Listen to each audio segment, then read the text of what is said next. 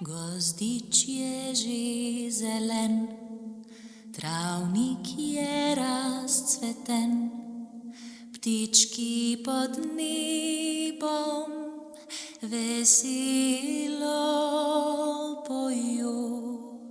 Ptički pod nebom veselo pojo. Kakšen odnos si imela do teh dveh likov pred pisanjem predstave? Zdi se mi, da sem pred pisanjem predstave imela nek odnos do teh likov, nisem pa imela stika s tema likoma. Imela sem nek odnos, ki je na nek način zrastel znotraj konteksta branja knjig ali pa informacij, ki sem jih dobila v šoli, ali pa proslav, obeležitev spomina na prvi in drugi tržaški proces. Skratka, imela sem nekaj informacij, ampak so bile zgolj informacije. Tisto, kar sem si želela, da bi se predrugačilo med pisanjem, je ravno to, da bi se iz nekih informacij zgodil stik s tema dvema likoma, ki nista samo lika, ki jo je za sabo pustila zgodovina, ampak sta človeka, vsak svojo zgodbo, ki se prepleta.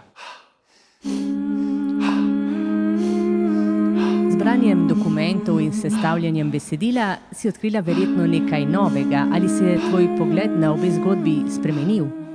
Odkrila sem marsikaj novega v zvezi z Ferdom, v zvezi s Pinom, predvsem pa v zvezi z njunim skupnim bivanjem. Namreč marsikdo ne ve, tudi sama tega nisem vedela pred pisanjem, da sta se poznala in da sta se verjetno tudi medsebojno oplajala, da sta se pogovarjala, da sta si izmenjavala mnenja. Na vsezadnje je bila mladina v tistem času, se je srečevala na skrivaj, zato da bi debatirala o problematikah, zato da bi prepevala slovenske pesmi, da bi se družila kljub prepovedim, in v enem izmed teh druženj sta se tudi Ferdo in Pino spoznala in to je bila začetna točka, iz katere sem poskušala pravzaprav celotno raziskavo izpeljati.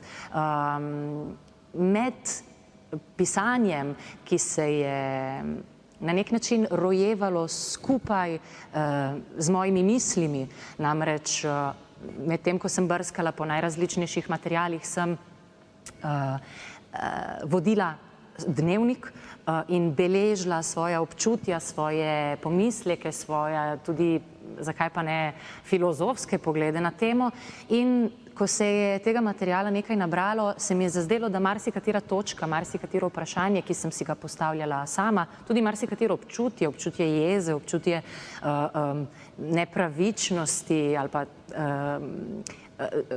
jemanja pravice, frustracije, da so vsa ta občutja, ki sta jih verjetno tudi ona dva občutila, in od tiste točke sem na nek način poskušala svoje poglede preliti v njuno zgodbo ali pa napisati neke vrste dialog med sabo in njima in ga potem razviti v predstavo.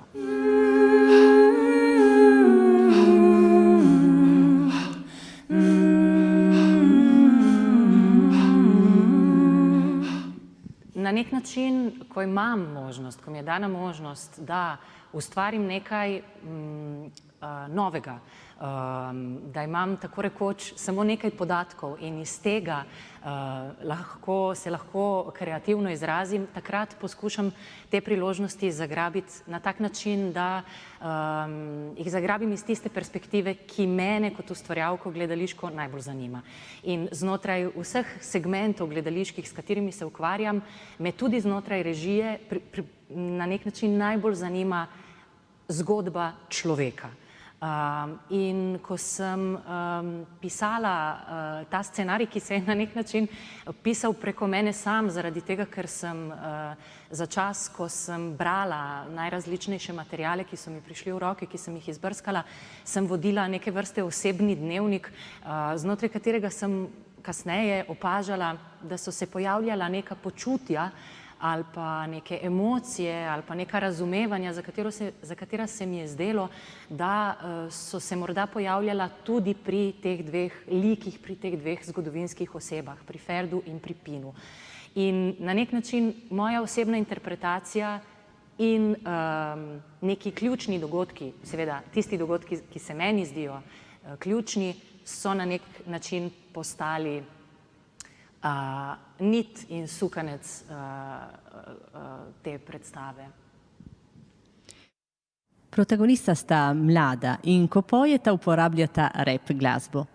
Misliš, da so ideali teh dveh likov zanimivi, sprejemljivi in tudi prepoznavni tudi za sovrstnike današnjega časa? Jaz mislim, da je ni bolj mladostniške teme, kot je tema upora. Mlad človek se na tak ali drugačen način, v takšnih in drugačnih okoliščinah, vedno srečuje z uporom. In zato se mi zdi ta tema še posebej zanimiva ravno za mladino. Ne gre pozabiti tudi to, da sta bila Pino in Ferdo, ko sta umrla stara 22 in 26 let. Se pravi, sta bila zelo, zelo mlada človeka. Rap sem izbrala zato, ker sem se vprašala, kaj bi lahko o uporu spregovorilo mladim danes.